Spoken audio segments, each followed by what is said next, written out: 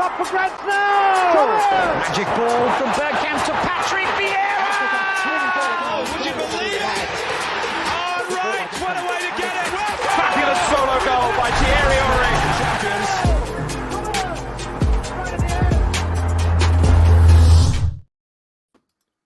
Good evening and welcome to the Arsenal Lounge. Another positive one. Before we get into it, let's say hello to the panel. Firstly, today's Aubameyang. Mo, how you doing?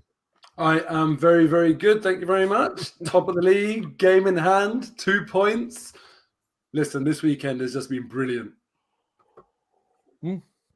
Okay, short and sharp. Okay, and Tom? You weren't ready for that. I was just having a little sip of my tea. I thought I'd get away with it. And Tom, how you been, mate? I watched you this morning. Positive. Still feeling the same? Yeah, very positive. It very nearly wasn't, but we'll talk about that. But yeah, no, it was a much needed win. Yes, agreed. And before we go into it, big hello to some of you guys in the chats. Daryl, Youth, Quest for the Best, Izzy Wizzy. You lot are having a laugh at these names. Mr. Tedo, I think it is. Navar, and there's a few others in there. But look, I'm sure you'll have plenty to say hello, Paulie, as well. Good evening. So look, let's get into it. So, I mean, this weekend has been a crazy weekend. I mean, it was on a knife edge, and it was at a point it could have been an awful weekend. Turns out to be a great weekend. Mo, I'll start with you.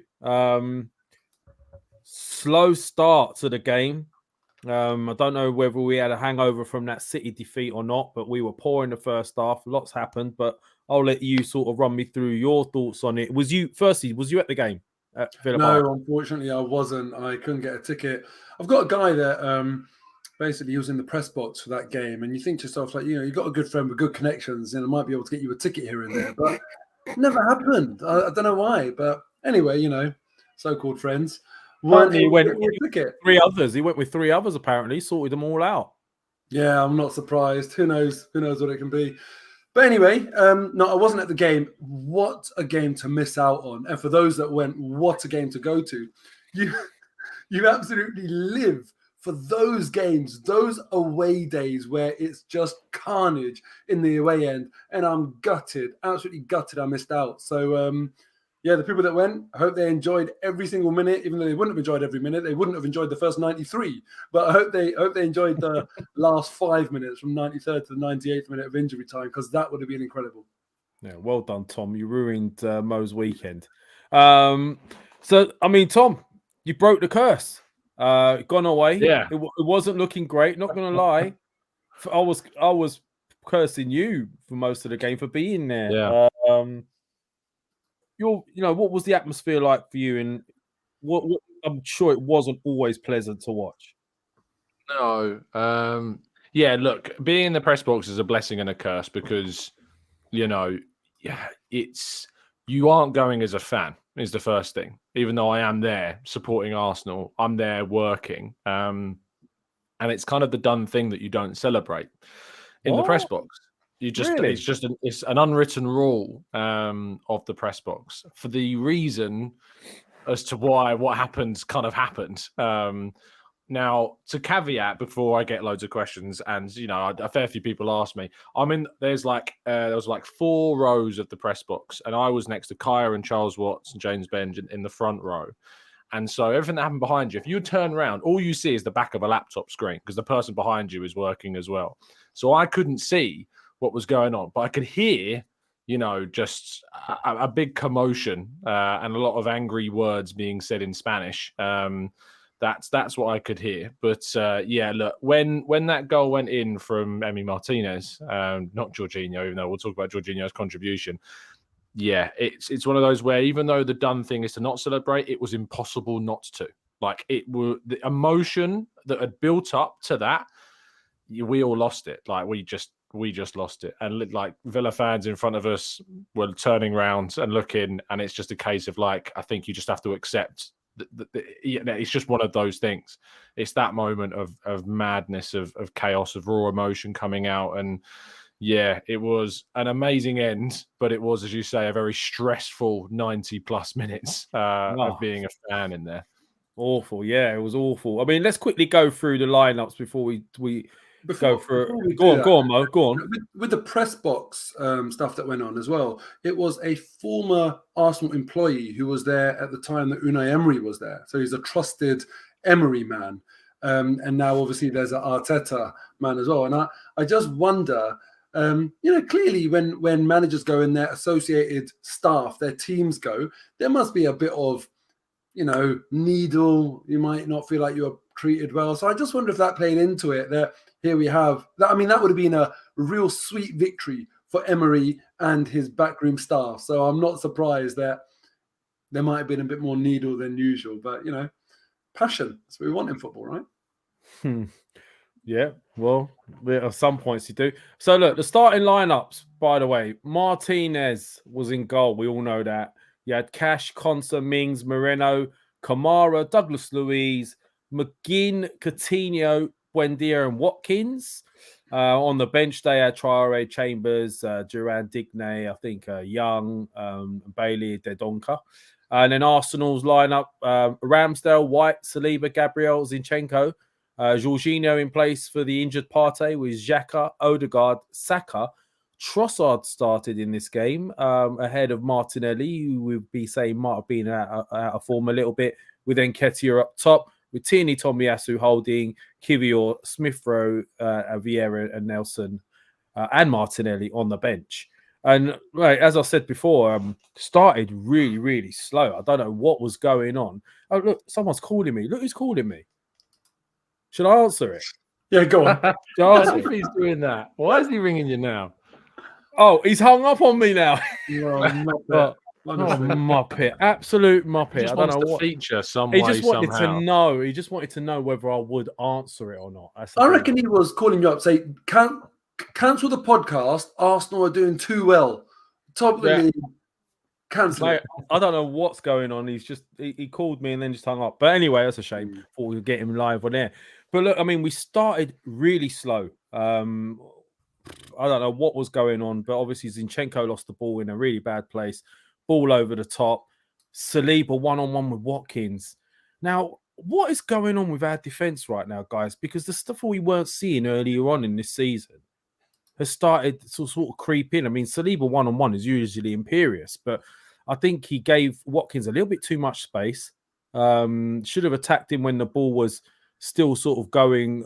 It wasn't towards goal. It was going away from goal. Had he attacked Watkins then, he wouldn't have given him the opportunity to run at him and beat him in the box. But that's a concern. But obviously, when a goal down, Saka then comes back with an amazing goal after a poor header from Mings. Let's be honest, it was terrible. I don't know what he was doing there. Then we went 2-1 down. That I don't know what happened in this goal, but White seemed to get caught in behind. I think he pulled himself out of position momentarily. It was a good ball in behind, good cross, and then dummy, and then obviously Coutinho with a great finish. Some have blamed Ramsdale for that finish. I'm making all these points now so you guys can help out with them. But some blame Ramsdale for it. I personally don't. I think he gave him the eyes and he just switched it into the bottom corner. Go in half time 2-1. Fearing the worst, then obviously we come out second half with some more sort of drive and passion, and Odegaard getting on the ball more. Some seriously poor misses. Odegaard's miss was ridiculous. I don't know what happened there. And Nketiah one-on-one failing again, which is a bit of a concern. But obviously we know how it ends up with 2-2 with a great goal with Zinchenko. I didn't know this, but this was his first ever Premier League goal. I didn't know that at all. I thought he might have scored for City, but he didn't. Then we just looked like we were at it. It was 2 in and throw in.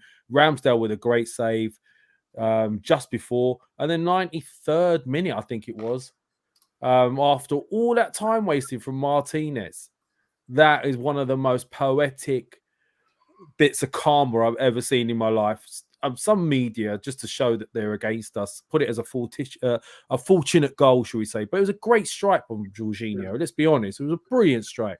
And it would have been unlucky if it didn't go in. But it was brilliant the way it went in. And obviously we finished it off with a fourth on the break with Martinez going up again, trying to make amends and getting caught out again. So it was poetic justice in the end. Emery really annoyed with Martinez at the end as well, which is just gives it added little bit of pleasure. But run me through it, Mo, first. I mean, the goals and, you know, the Saliba situation and Zinchenko giving it away. I mean, what do you think's going on with us at the back at the moment? Because we're a little bit more susceptible than we were earlier on in the season. Yeah, absolutely. In my 5 at 5, I spoke about our defensive concerns, basically, because we've kept 2 clean sheets in 11, I think it is. We've conceded the first goal in the last 4 times in the last 5 Premier League games, which is bloody awful. And, you know, this is something Tottenham were doing like very consistently in the league earlier on in the season. And it just makes it very, very hard to go and get the 3 points afterwards. And it's no surprise that you look at our points tally in recent games, it hasn't been up to the same levels. We started off very, very slowly. I do feel like we are struggling for a bit of confidence. There's no better sort of manner of victory to give the team a big, big boost. I think it's almost better than winning a game comfortably 3-0 and playing really well, because this one is just, you know, it'll feel great right now. It's when it goes to the wire, when you get that injury time winner, the feeling, the relief is very, very different to when you're set to win the game from like the 50th minute because you've done all the hard work. So actually, I think this is more impactful, even though it wasn't the best performance in the world. The first goal that Villa scored, I think, really summed up the lack of confidence on display.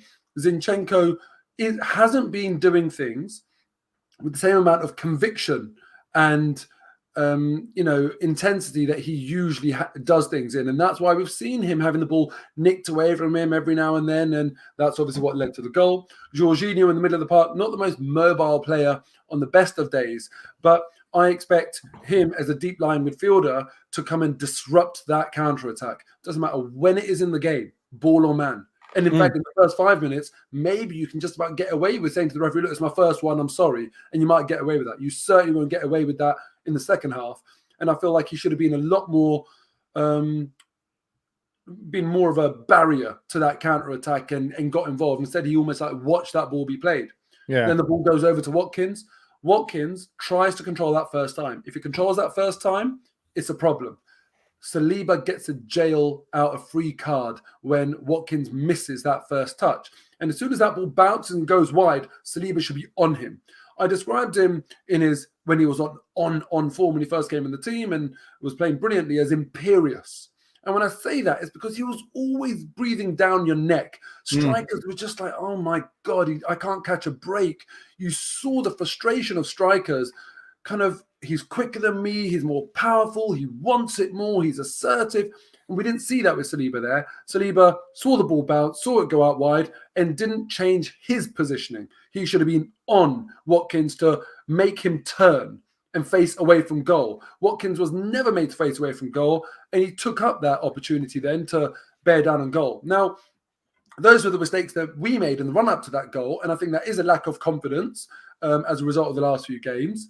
And then Watkins did brilliantly after that to do what he did, carry the ball in, little shift, drop the shoulder, and then bang, really good finish.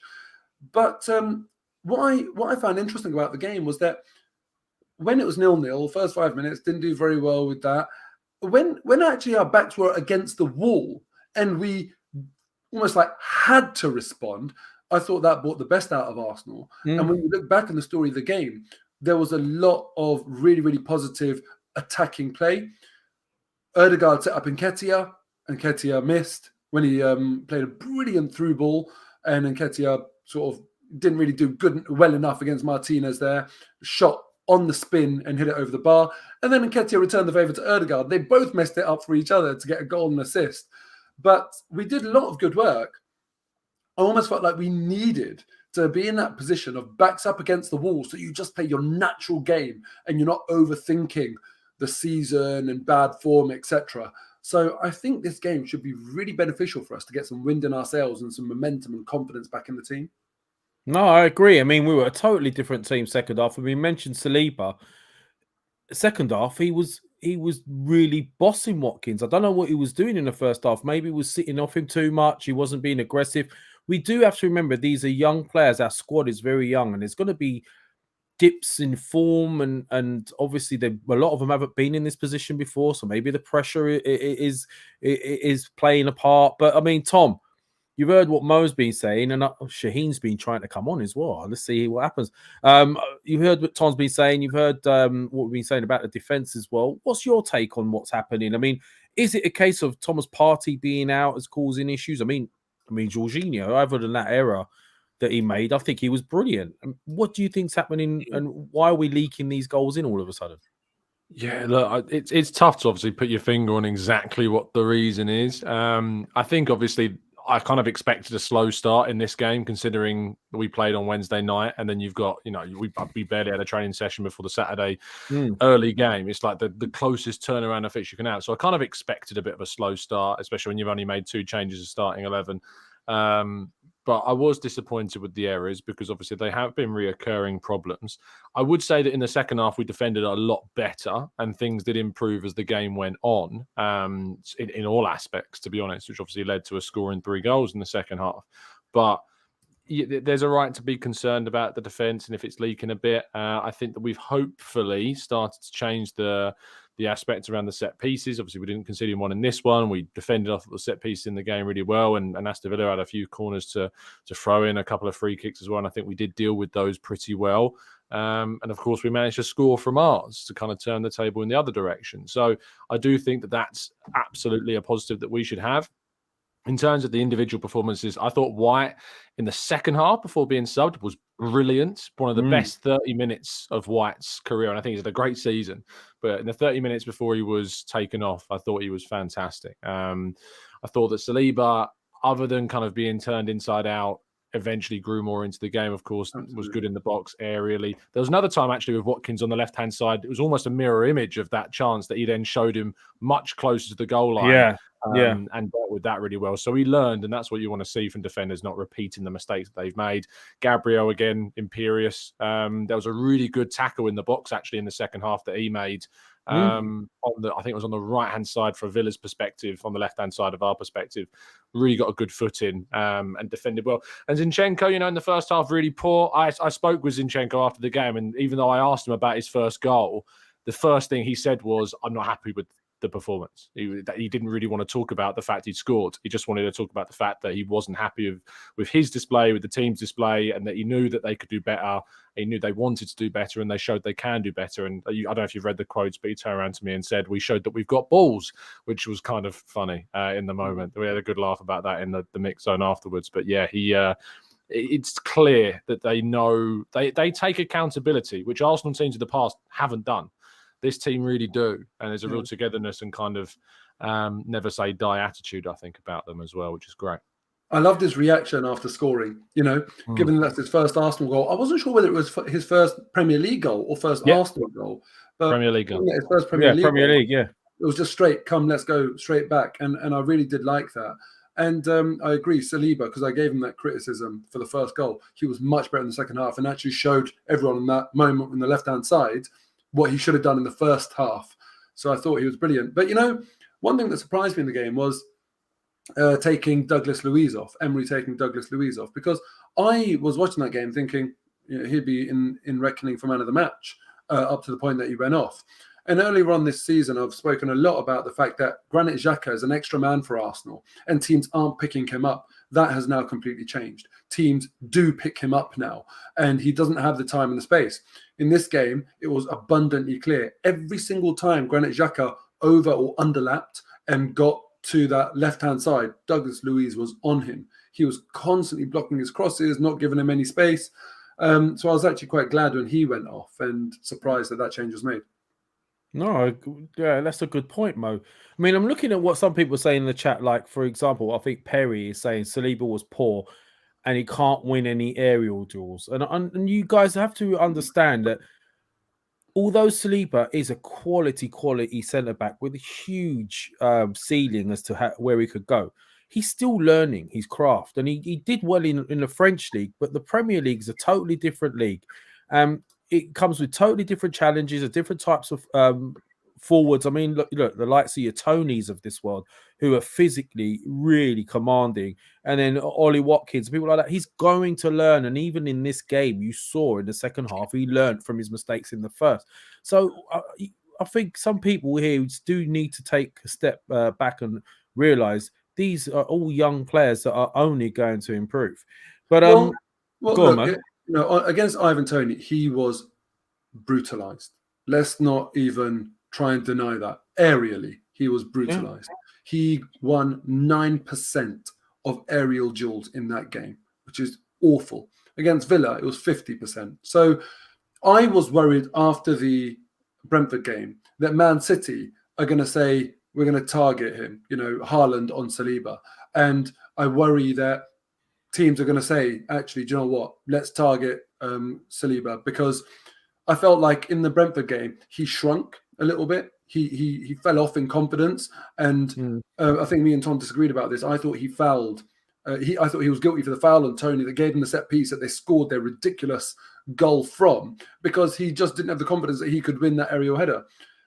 He did better against Villa. And I think what Tom said earlier is correct. He grew into the game and did really, really well. So I'm still on the fence a little bit. I actually don't know whether aerially there is a weakness there or not. I hadn't detected it at the start of his Arsenal career. It's crept in a little bit. But let's not forget that happened to Ben White as well. Against who?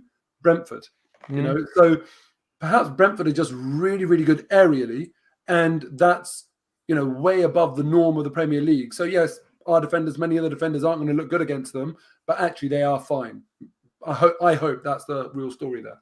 No. I mean, as I say, I can't see how he can't grow from this. He's going to have situations that he's not fully capable of handling quite yet, but I think he'll grow from it. You can't be the perfect all-round footballer. You're going to have weaknesses. Everyone has them. But with regards to the situation then with the midfield at the moment, I was going to ask this question. I think it's I've noticed that you mentioned Xhaka earlier, Mo. I've noticed the last couple of games he's really dropped off. He was poor in the Brentford game. He was poor in the City game. Sorry, gave the ball away a lot. He was poor in this game as well. Bearing in mind now the way Jorginho is playing, if Partey was to get fit, what do you see happening? Because personally, I'd be inclined to go Partey and Jorginho right now. Tom? Yeah, it's interesting, isn't it? Because Xhaka, obviously, up until especially the World Cup, was just so good. I think most people would put him probably in their top 3-4 players of the season so far. And since the World Cup, we had some good performances still. I thought he was good against West Ham. I thought he was good against Brighton. But then in January, it's kind of we started to see a little bit of a dip away from that. He is like Nketiah at the moment, being asked to play pretty much every minute of every game. You're starting to see him be taken off of Fabio Vieira in the last couple of fixtures, which I think we need to, because I think we need to give Fabio Vieira more opportunities. But there is something I'm just not sure what it is. I don't know if it is the lack of Partey not being there. I don't know if it's Zinchenko's form slightly dipped off as well, because those two had such a good relationship in the first half of the season. Martinelli as well has dipped off a bit. I think Xhaka worked really well with Gabriel Jesus. I think Xhaka was responsible for a couple of Jesus' goals through direct assist this season. I think Jesus actually set up Xhaka for some of his goals earlier in the season as well. So I think maybe the absence of a key figure like him is also having an impact. But you can't just start making excuses around the player's performance. He has to perform individually as well. I think that's dipped. When Partey returns, there's absolutely a shout to say if Jorginho is not putting a foot wrong, which at the moment he's not, he's been brilliant, that why should he be the one to take the fall? Is there an opportunity to move Partey slightly further ahead in the midfield to use both of them together? Partey, I think, gives you more mobility than what Xhaka does. I think he still gives you the progression. I don't think he necessarily gives you the kind of the passes into the wide areas on the left-hand side that we see from Xhaka. Partey's quite good at feeding Saka on the right-hand side, but it's a different style of pass. It's interesting when you look at what an out-swinging pass and the difference between that and an in-swinging pass is. So if a right-footer passes to the left, they're passing on an in-swing. If they're passing out to the right-hand side, they're passing on an out-swing. On an out-swing pass, you're enabling a player to run on to that pass. Whereas a right-footed pass to the left-hand side, a player's got to kind of take a more delicate touch because the pass is swinging inwards. Yeah. And that's why Arteta really likes to have left-footers on the left and right-footers on the right. It's also why he likes to have inverted central midfielders in regards to Odegaard, when he likes to have that player in there because he's able to kind of combine with the right winger by playing that kind of 1-2 triangle in the right-hand side. So it's interesting to see what we do when Partey comes back, because for me, if Partey was to come back in the next game, I'm not dropping Jorginho because I think he's been great. I've really enjoyed him. I don't think that breeds the right mentality to drop a player that's been our man of the match for me in our last 2 games. I just think he's been that good that there's no reason to drop him down. If he has a bad half, you can take him off. That's fine. But it's and I said the same when Nketiah was smashing it about Jesus. I feel differently now because Nketiah's dropped off a bit. But when Nketiah was banging him in each week, Jesus doesn't immediately deserve to come straight in. And I think the same thing has to be said with Jorginho. So I think there's a lot of people that look a little bit silly about Jorginho, if we're honest, because as soon as we signed him, people write him off straight away. You know, I feel like we were all pretty open-minded about the situation. But a lot of people just battered him, called him garbage, said he's not good enough, he's rubbish, etc., which is the wrong way to approach any signing. And I think he's proven them very wrong. Well, I personally think, Tom, I think no one looks silly and no one's proved anything yet because it hasn't been enough time. You know, often you get a player that will join a club and first few games really, really good, and then they drop off. You know, there's always that bit between your teeth at the start. So Jorginho needs to keep this up. I also think that with Jorginho, look, we haven't signed him to be the week in, week out guy. We've signed him to be really good backup. So right now, for me, Partey obviously has to come back in. Xhaka has dropped off. Whether that alludes to the point I made previously, that teams have got a plan for him now. So he's not being afforded space and just this extra man that wasn't being picked up before. Maybe that's playing into it, but I do think he has dropped off a little bit. I'd happily have Jorginho further forward, where Xhaka take Xhaka out of the team and Partey comes back in exactly where he plays. I wouldn't want to swap it round because I feel like we'd be vulnerable off the ball and defensively if Jorginho's in Partey's position. But I just wonder, if Jorginho is playing week in, week out, would he be able to maintain the level that we've seen once that extra motivation of being that new signing has been left? So that's where I will start to say to people, you were definitely wrong about Jorginho. But look, there's still some tough games, some big performances needed from him before we can say he's a resounding success. And I hope that is the case. I agree. I agree with that, Mo. But also, I don't understand all the doubts in regards to Jorginho because he's been in the Premier League for a good few seasons now. Was it 5 or 6? Probably more. He's been hugely successful during that time. He's arguably, well, he's not even arguably. You could say he's a better midfielder all round than Xhaka. Although Xhaka has done well for us this season. If you was to ask a team where at the time when Jorginho was winning things, whether who would go for Xhaka or Jorginho, you'd pick Jorginho all day long, wouldn't you? I mean, if you look at how he performed in internationals, he's a good player. He's not just some average player. I wouldn't even be surprised. I wouldn't be surprised. And Mo, I'd do it your way round. I would do it your way round. I'd have Partey and I'd have Jorginho slightly more forward because we know he can shoot. We know he's technically a quality player. So yeah, that's the way I would do it. And looking at other areas. I mean, Tom, you mentioned Nketiah. Now, I'll come to you with this, Mo. Nketiah, he's starting to be a bit of a concern for me because he's had some big chances that could have made a massive difference to this title run. The opportunities he missed at City, where a quality forward puts those away. He had a couple of opportunities, especially this last game that we was put through. Who put him through? Was it Jorginho that put him through? No, it was Odegaard. Was it Odegaard? Who was brilliant second half, apart from the miss, by the way. And Jorginho, and Jorginho was great as well. But I mean, that is bread and butter for a striker. You've been played through one-on-one with the goalie. He hesitates, tries to put it to the right, goes wide, and then gives himself an impossible angle. So is the Nketiah that we were concerned of now coming back to haunt us? It's very weird, right? Because the Nketiah I saw in the youth team is almost like the complete opposite to what I'm seeing now. And I think he's been heavily coached. and you can see there's been loads of improvements in his game. But before, he was quite raw but very clinical in the youth teams, in England youth and everything like that, where he scored so many goals. And now his all-round game is actually a lot better, but his finishing is just nowhere near as clinical.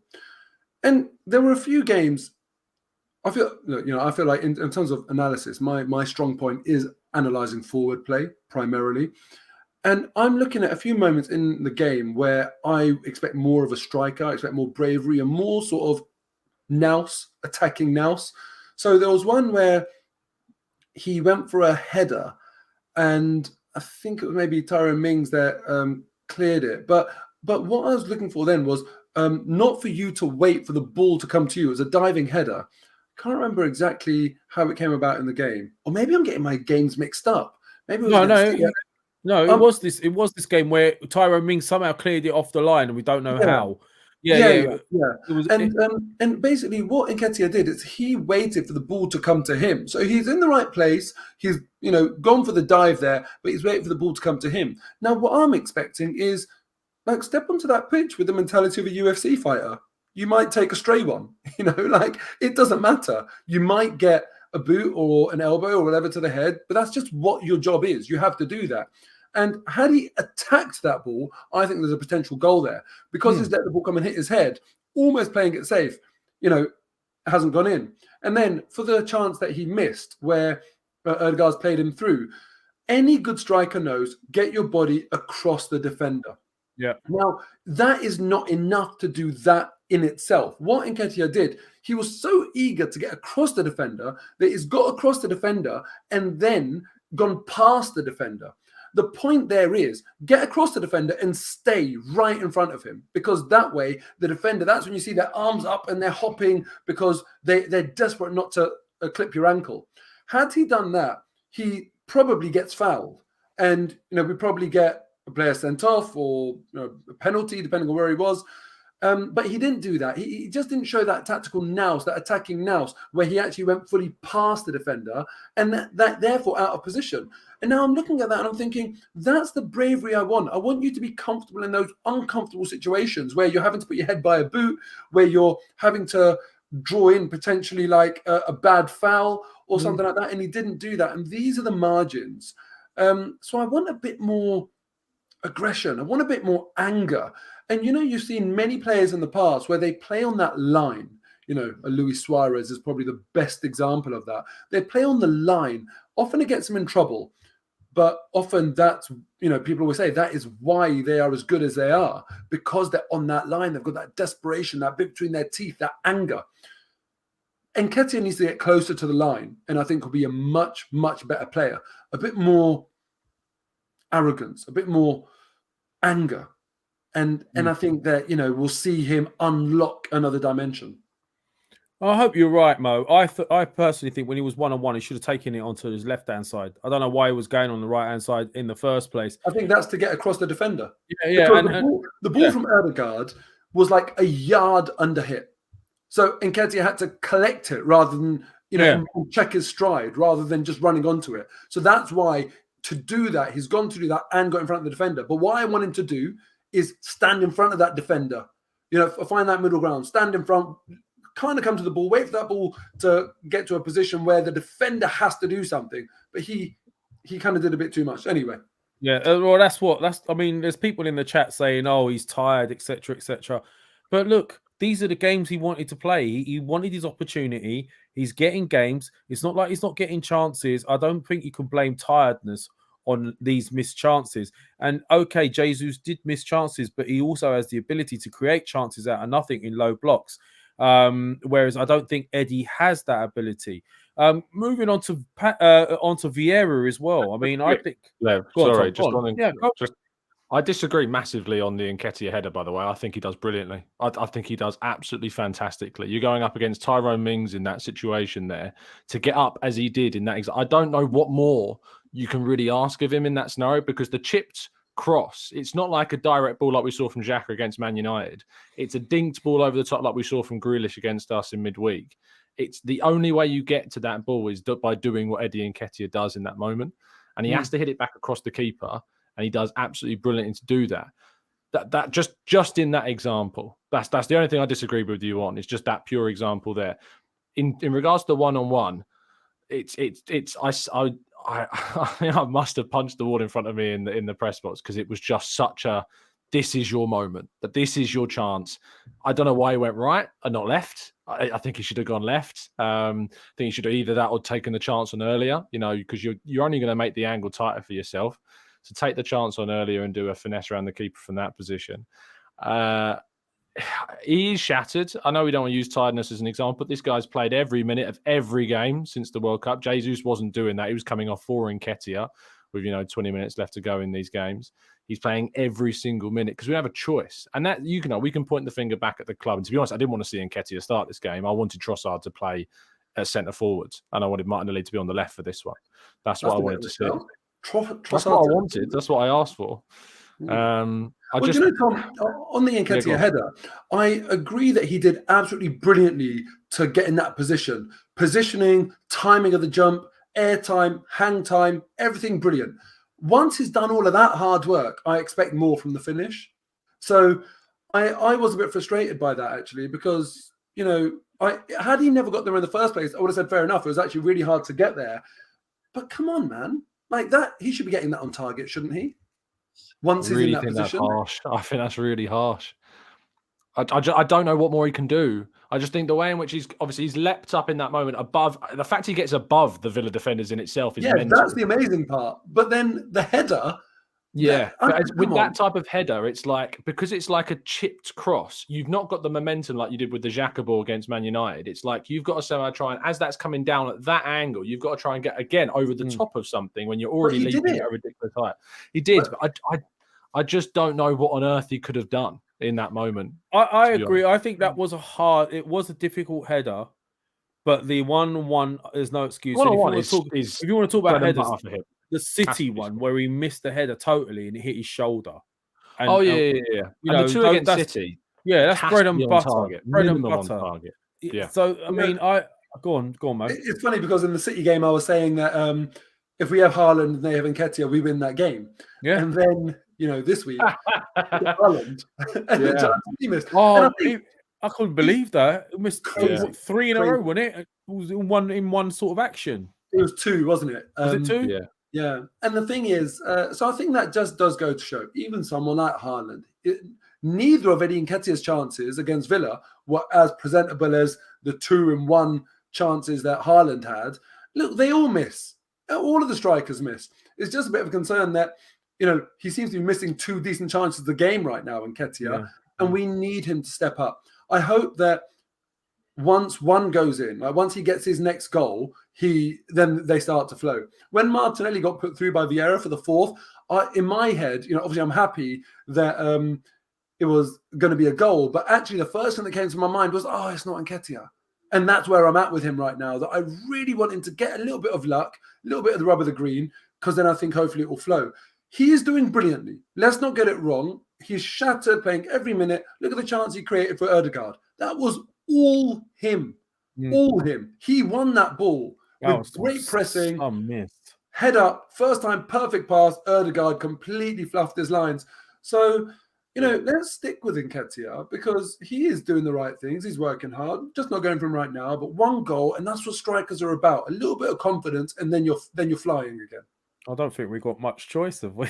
Right now, I mean, at the end, I think we're looking at Gabriel coming back early March, which isn't too far away now. I'm hearing, but yeah, interesting. And touching on that, couple of things. The Vieira coming on, I think it's a bit understated what Vieira did because there was a couple of breakaways where Vieira actually. Some were shouting that he should have got across, but I think he did the right thing because there was one moment they broke, and I think it was it Leon Bailey? There was 2 instances. There was one with Leon Bailey, wasn't there? There was another one that Ramsey parried away, and had Vieira gone across, he would have left an easy ball slotted in square the cross. I really panicked in that moment, Lev. I really did. I've seen a few people on social media kind of highlight the clip and say that what he's doing is really good. I'm not sure. And when I looked at Arteta after what that happened, he was fuming at Vieira. he was absolutely fuming at him because he just left so much space. I know what you're saying about the guy that was on the. Yeah, if he comes across, then it's the ball across. It's easy. He goes all the way across, but there were he went too far. Okay. I think that you can cover off both players by not going as far. I think he enabled Bailey too much space on that right-hand side. And at the end of the day, he was able to get into a much more advantageous position to take the shot. He should score that. Where he takes the shot from, he should score. And Ramsdale does brilliant. He should be really going across the goalkeeper in that scenario like Watkins did in the first half. And I think he should score. For me, Vieira, I think there's been too much protection of that defensive moment for me. I think he should do more. And Arteta certainly thought he should have done more as well. Tom, you think when Ramsdale put off that wonder save, you think Bailey should have scored from that? But you don't think Nketiah should have scored from that? was a really tight angle, that one. I would love to see the difference in the XG of those two. I want to know. I'm so desperate to know. So you think that Bailey's I'll try XG and find them for you. So is that what you're saying? The XG of both of those chances. Well, I personally think that if Bailey had scored from there, yes, I do agree he should have gone a cross goal, but if he scored from there, it would have been a great goal. I don't think it was as easy as. I think he struck it really well. I just think he should score. No, I think he did really well. I think Bailey did really well with that shot and is unlucky not to score. I think Ramsdale pulled off a bloody good save there. Oh, it's a great save. Yeah. Amazing. But, XG is an interesting one, right? Because at the point that the ball left Ben White's boot, the XG must have been very, very low. But at the point that Eddie Nketiah does all of that amazing work to get up and stay there above defenders and it lands on his head, at that point, I feel the XG would be fairly decent. So in a way, it looks bad for Eddie Nketiah because of all the good work that he's done, he gets a good XG opportunity and then fails to score, and people criticize him for not meeting his XG. But it's only the XG is only high in the first place because of all that great work that he's done. So sometimes you make a problem for yourself, if you get what I'm saying. Yeah, I can't find it at the moment. I'm seeing if anyone tweets it or anything like that. But. On another note, injuries-wise, then Saka was concerned that he was going to be injured, but he's okay. Partey is looking about another week away. We're looking at Gabriel early March, they reckon, and obviously Smith Rowe is back. I think they're being very careful with Smith Rowe right now, but that will hopefully give us a bit more depth. But then, obviously, we win the game, and then we're thinking, well, it's City against Forest. It's a no-brainer. They're going to win that game. And lo and behold, they go a goal up very early in the game. Did you guys watch the game at all? Were you watching it? I saw the end of it on the train back. That's where you was on the train, weren't you? I've seen the footage. Mo, did you watch it? I was watching it in parts, and it's funny, like I almost couldn't put myself through it. So that's why I didn't sit there and watch it properly. Because you thought Forest would win, didn't you? City would win, didn't you? Of course I did, yeah. So in the second half, what I was doing, I was checking the score every sort of 10 minutes, or felt like 10 minutes was probably every minute. And when it got to the 80th minute, I thought, do you know what? Now I want to watch it. And that's the point where I thought, because anything can happen.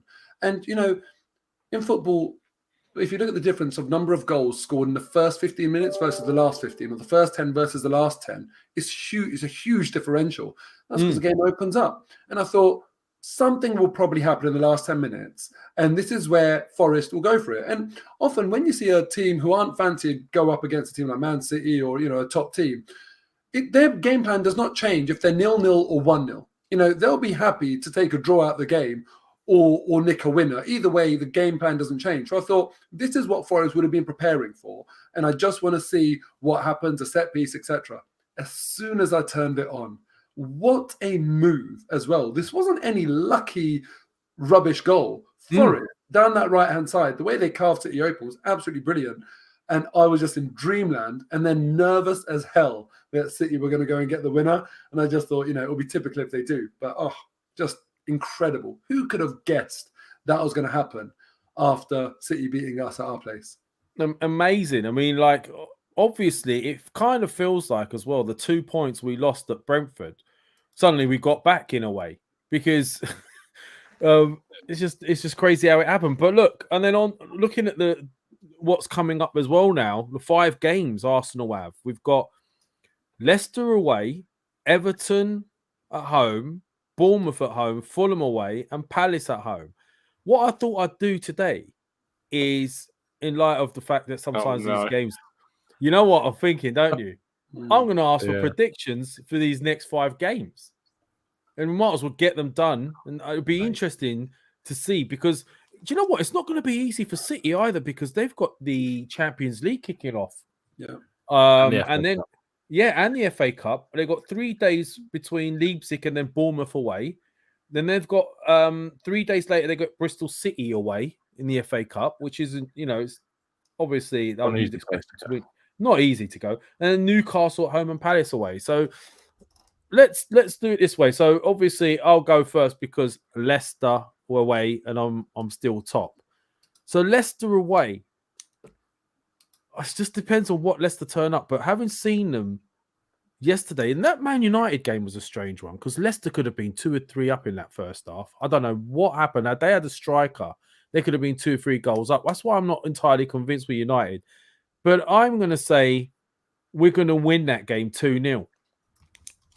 So who's next? Is it you, Mo?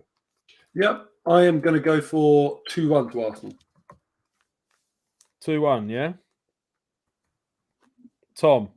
I'll go 3-1. Leicester. 3-1. That would have been Shaheen. Gambling away, trying to catch up with us. Am I bottom now? Because I know that he would have got points from putting Man City to him. He got 1 point for it. So you're not bottom. He is now 3 points behind. Oh, okay. He's on 20. Wow. I'm on 20. You're on 23. I'm on 25. Lev somehow is on 30. What do you mean somehow? I was picking the right result. Yeah, and none of us did Villa. But I don't think any of us would have. No, we didn't. That's why I thought we'd do this today. So just to clarify, Tom, did you say 3-1? Yeah? Yeah. And Mo, you said what? 2-1, did you say? 2-1, yeah. You love a 2-1, don't you, Mo? Well, look, we're not keeping clean sheets. So. True that. Yeah. Oh, Leicester can't defend to save their lives either. Now you said that as well. All right, Everton at home. Everton at home. I'm at that game, by the way. That's going to be good. So Everton at home, Did a nice friend of yours help you out with getting a ticket there? Nah, it's just some guy I don't really like where he sorted me out. Yeah, you did, Mo. Thank you.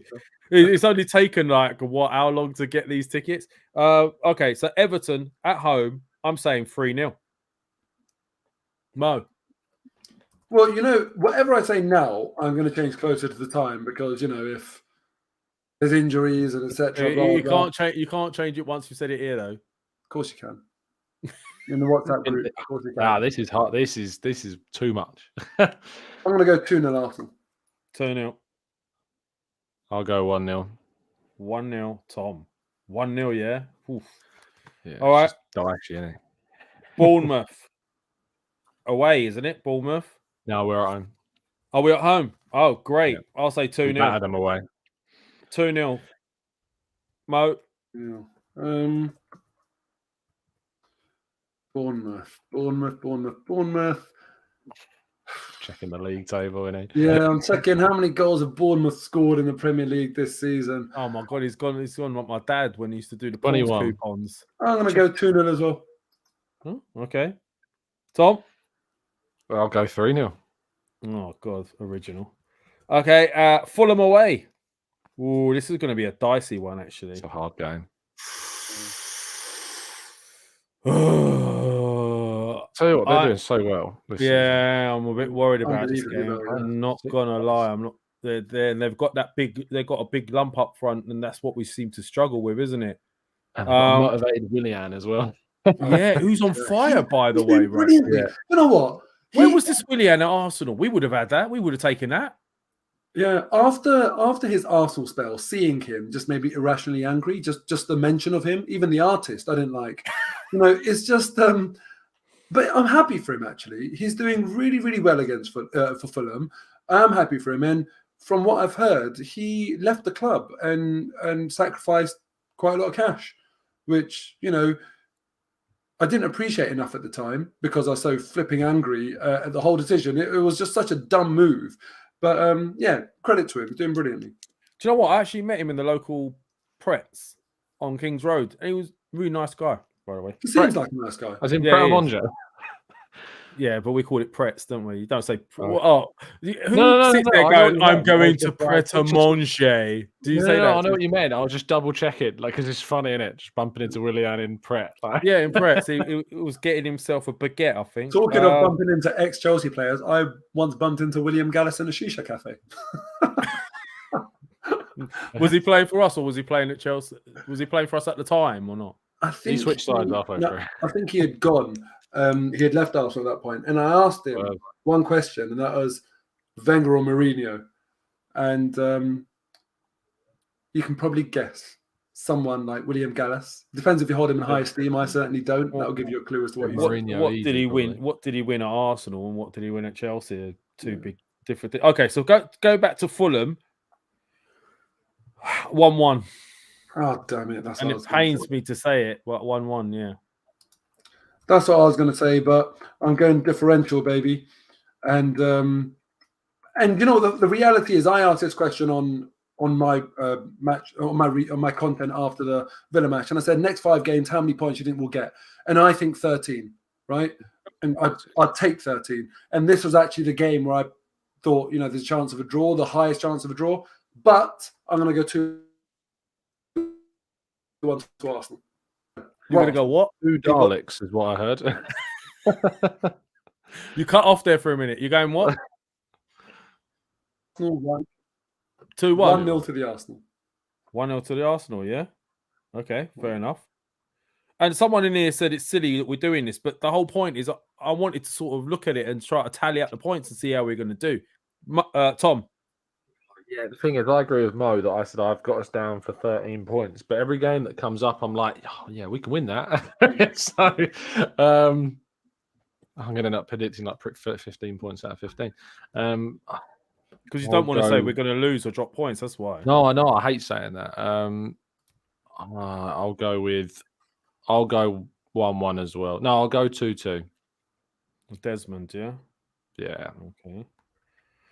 All right. And then we've got Palace at home. I say I say 2-1 to us. Sorry, Tom, Mo. what was your answer to the Fulham one? 2-2. Right, 2-2. Okay. And then Palace at home.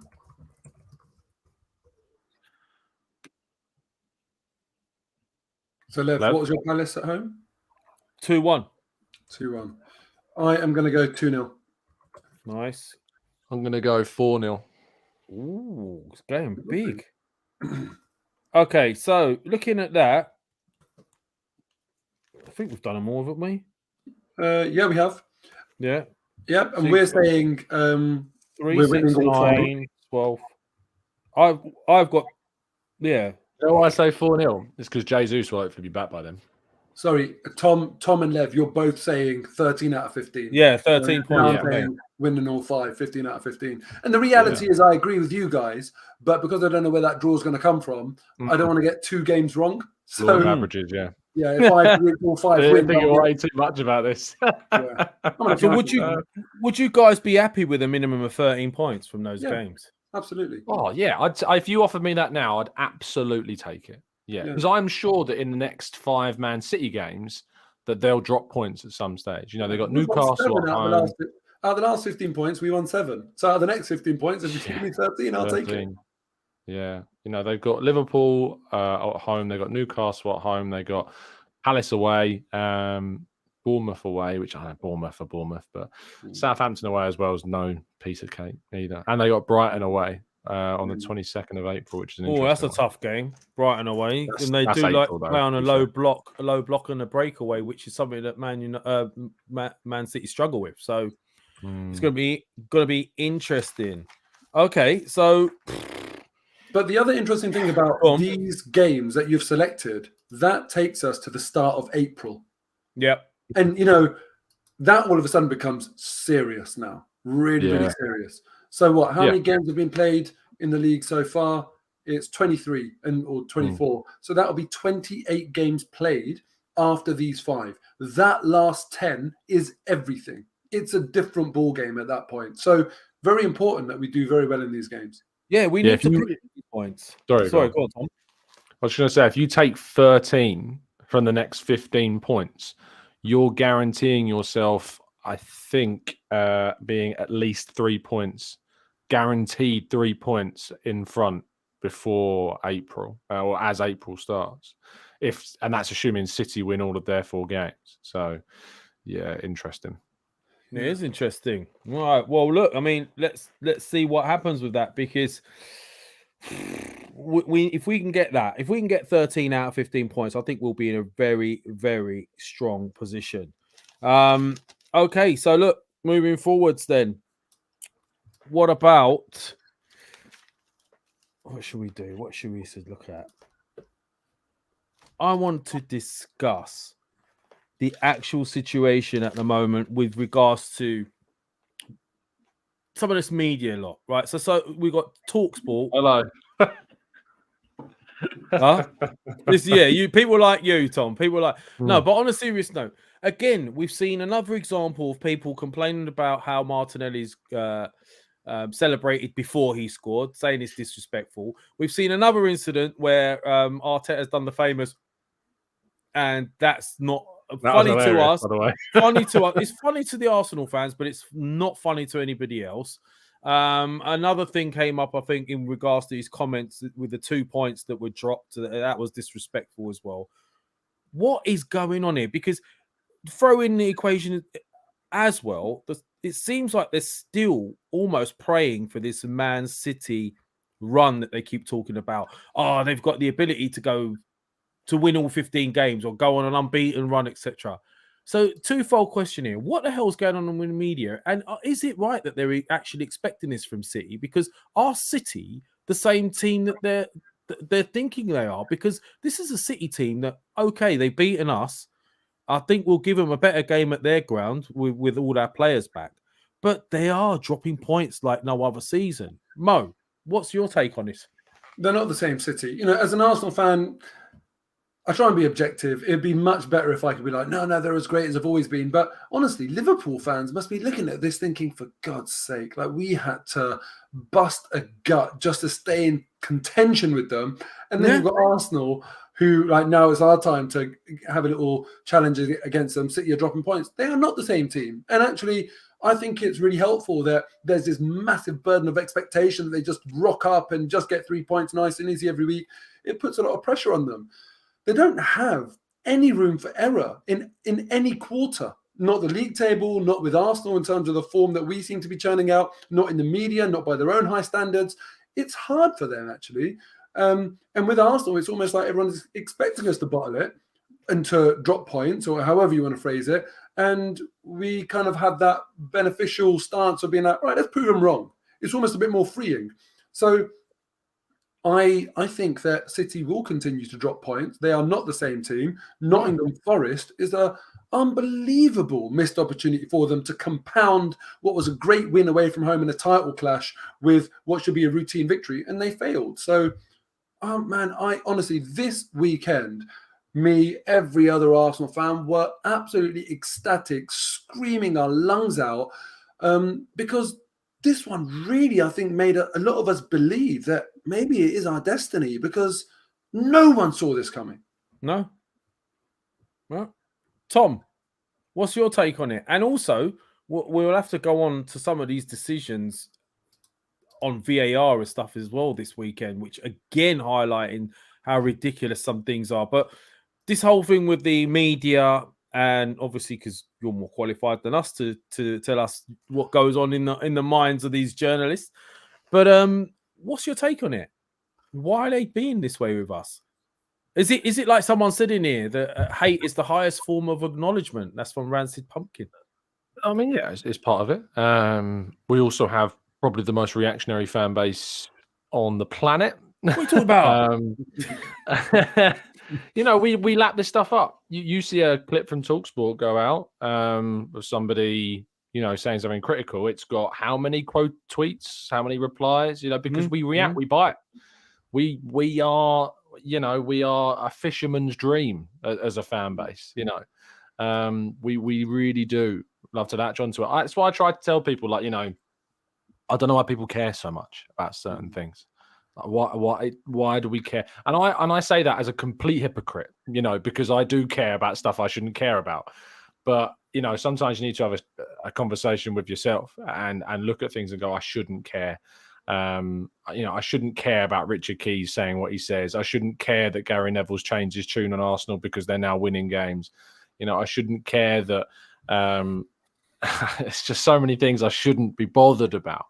But you do, because obviously you associate yourself as a family as it's, people putting Arsenal on their chest and you putting Arsenal on your chest. You feel yourself wanting to help other Arsenal fans by trying to calm them down and trying to say you shouldn't care about this, and then you get into arguments because they're making points saying this is why they do care and it's ridiculous. And whenever I go and write a piece about Arsenal, I always try and make sure it's as objective as it can possibly be, because I don't want it to come across as I'm just doing it for the sake of it. Behind every single thing I write or piece of video I put out, I want there to be a reason for why I've done that. In the same way that I go into a press conference, if I ever have to speak to Arteta, I don't want to just ask a boring question like, when's so-and-so going to be back? Or, what's the latest team news? Because we know what answer you're going to get from him. We're linked with this guy. What do you think? And because you know what answer you're going to get. It's got to be, I wish we could think harder, and just maybe be a bit more educated around why we get so wound up and why then they choose certain accounts to put things out that is going to wind us up even more. One of the things I dislike the most, and it's certainly something I tell people who I'm friends with in this space, like yourselves and others I work with, is I want to be told as soon as someone thinks I've done something because I thought it was going to get a reaction and that was the main motivation behind it. Because I feel like as soon as you cross that divide, then your reputation just starts to erode itself. And I just think I'm glad you said that.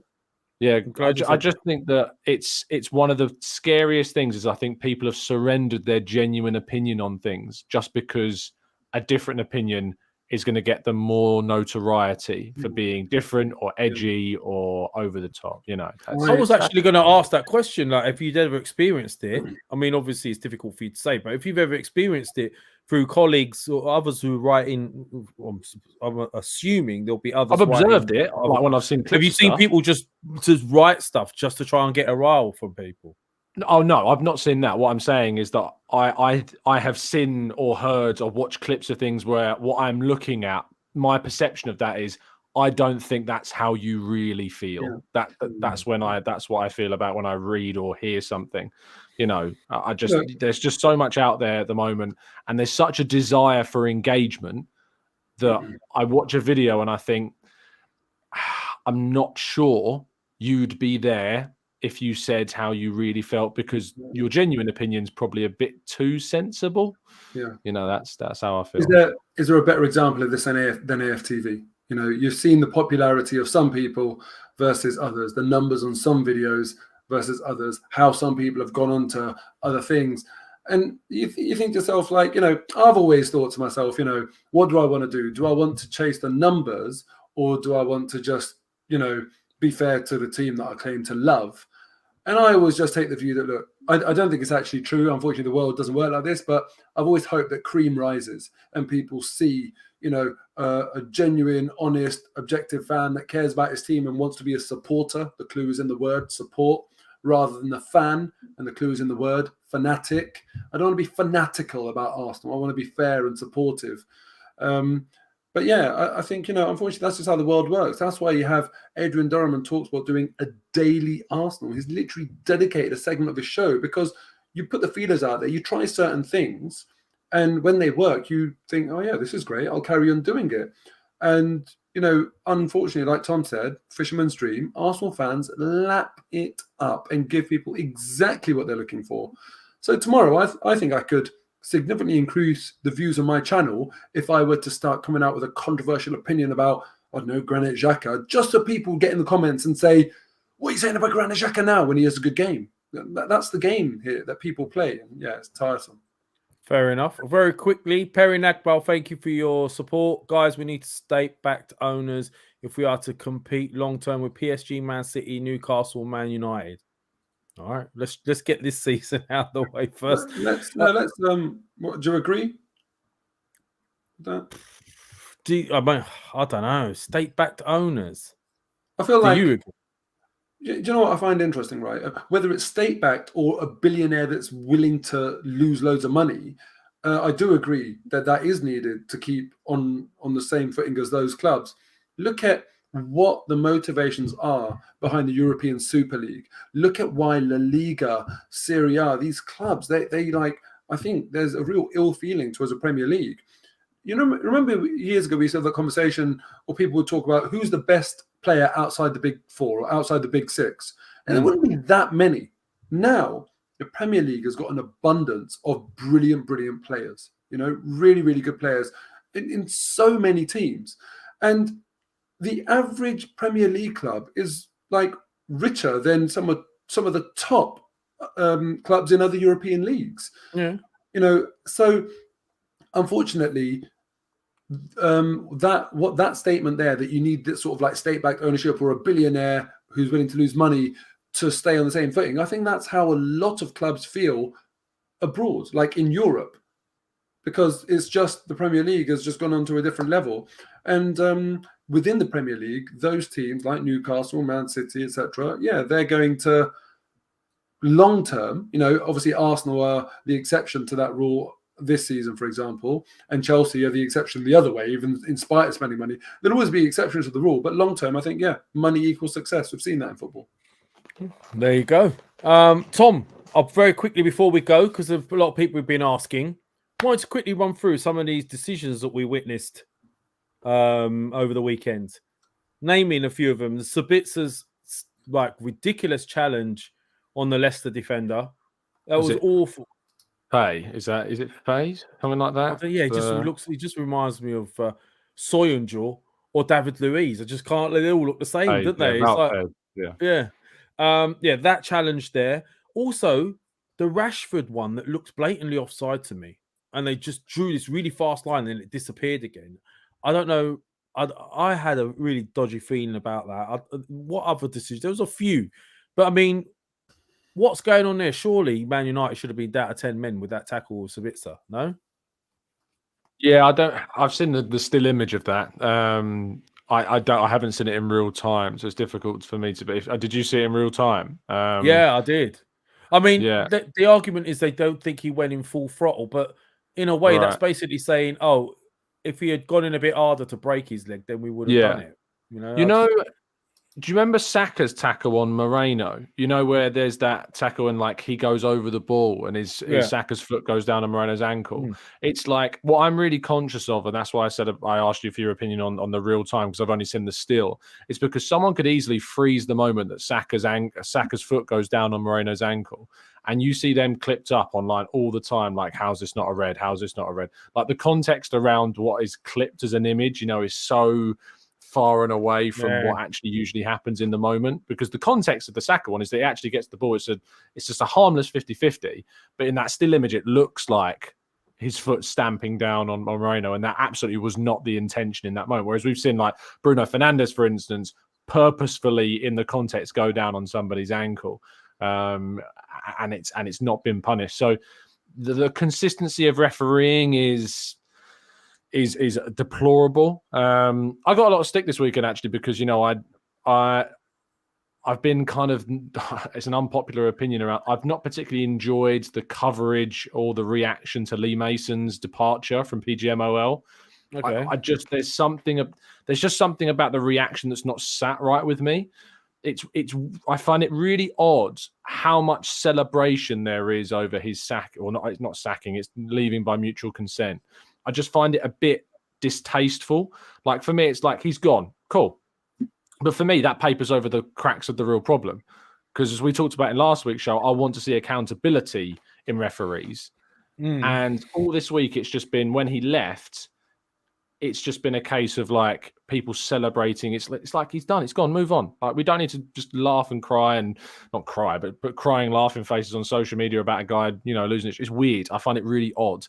And so I just think that if that's not something to celebrate, because your energy should not be in celebrating someone losing their livelihood, whether you think it's deserved or not. It should be on energy directed towards the PGMOL, making sure that we don't have to get into a position where a referee has to go.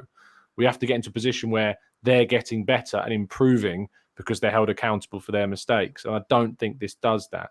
But then people in the chat box saying like Kara's handball, another example, blatant handball. Spurs should have had a penalty. Oh yeah, that one was terrible. Yeah, it's just it's maddening, the lack of consistency in the Premier League. It's maddening. It's got worse since we've had VAR. That's the weird thing. The VAR was meant to be making this more concise and clear for everybody. Instead, there's more grey areas. And as I said, I mean, I think the Rashford one was offside. The second goal he scored against Leicester, I'm convinced it was offside, but they just seem to put it up on the screen really quick, take it away and say it's a goal. So I don't know. I mean, listen, I don't agree with people celebrating someone being sacked, but then when we're asking for accountability, part of that accountability is if you're not doing your job, you're going to get the sack. Managers get sacked. Players get sold if they're not delivering. So I don't see how that's different, but I do understand what you mean in that sense. Is there anything you want to add on that, Mo? Or No, I think Tom covered it really well. Good. Okay. Well, look, we've been going for an hour and 10 minutes. I've got to have my tea before bedtime. Mo, before we go, you can find Mo at Arsenal Mo8 and also on his YouTube channel with 5. What I keep forgetting what's it called. 5 at 5. It's an easy one to remember as well. It's 5 points from the game, the day after the game at 5 p.m. I come up with 5 points from the game that might not be fully obvious or we didn't know at the time. And actually, do you know what? I regret on this occasion, one thing that I should have mentioned, because when I watched it back, I was actually, I just thought Fabio Vieira, you know, when he came on, I've called for him to be given more minutes earlier on in the season. I remember against Newcastle, when we drew 0-0 at home, Odegaard didn't have the best game. And I was saying that stick him on, give him a chance. He proved, for me, in a tough away game with his assist, and not only his assist, his defending for the counter-attack that Villa had, where from behind the goal, you see Odegaard shouting at him to go to the player. If you watch that back and really get a high-level view of the pitch, you see Saliba running back, you see the square option that Villa had on the counter-attack, and how well Fabio Vieira does to not be stupid and brainless right at the start of that and try and press the ball and then let an easy through ball in behind him. He defended so well in that moment. Yeah. And, you know, like, it's one of those things that people don't talk about when, you know, you have a 93rd minute wonder strike from a new signing that hits the bar and bounces off your ex-goalkeeper's head. You know, people don't talk about the boring things like Fabio Vieira did, but actually, do you know what? In that moment, he did unbelievably well. That and the Ramsdale save were underappreciated at the time, and I wish I kind of gave him more credit. So that's what I'm doing now. Absolutely brilliant. And the last thing I would say is Unai Emery's gilet. Have you seen a bigger fashion faux pas than that? Awful. Yeah, I saw it in the flesh and it was terrible. It was so bad. What was his gilet like? What was wrong with it? Was brown. Was brown, mate. So brown. Tim Stillman compared it to Mr. Burns' vest, where he has like the gorilla vest on. Have you seen the episode of The Simpsons where he has the gorilla vest? Yeah. It's brown and it's like exactly the same as that. It was awful. So it was the color of what it looked like, basically. It was, yeah. Okay, fair enough. All right, thanks for that, Mo. And Tom, anything else you'd like to say? Obviously, you can catch Tom on his channel, the Gooner Talk TV. Get him in the mornings at 8 o'clock every morning when you're having your shower, all sudded up. You can listen to his dulcet tones. Anything else you'd like to add? I was this morning. You know I was. I messaged you. I was actually in the shower after my workout listening to your news. There you go, mate. Fair enough, mate. I appreciate it. Yeah. I'll try a video call you next time. Yeah, that'd be great. Yeah, as Lev said, you can join me every morning at 8 o'clock. As I say, I try to do it every morning at 8. Some days I can't, but I'd say 6 out of 7 days there's a show at 8, and usually some as well. In the evenings, we did one yesterday evening with Mike, who was live from inside his own pool in his backyard, which is just worth watching to see what it looks like. He's got Saka's inflatable unicorn behind him floating about. It is quite the scene. So if you want to go and see what that looks like, go and watch yesterday's podcast. So you was knocking my shower story, and now you're going doing podcasts with guys in their He was fully clothed, to be fair. In his swimming pool. Interesting. Yeah. All right. Yeah, no, okay. Shirt on in the swimming pool. Yeah. Fair enough. Okay, well, thank you guys for joining us. If you haven't smacked the likes today, I haven't even said it. Please smack the likes. Give us a give us a like, help out the channel, help us grow. If you haven't subscribed, please do so. Keep your notifications on. We've got more shows coming. Those of you asking where Shaheen is, he will be on soon, hopefully. Fingers crossed. Watch this space. And that's it. These guys have to go. I need to go. So this has been the Arsenal Lounge. We're out of here. And peace out. Here we go. I'm going to do this right this time.